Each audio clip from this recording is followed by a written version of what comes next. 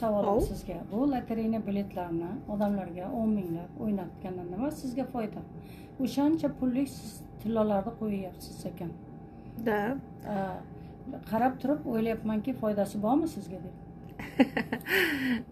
Opajonim, faqat foydani o'ylasak juda ko'p narsalardan quruq qolib ketamiz.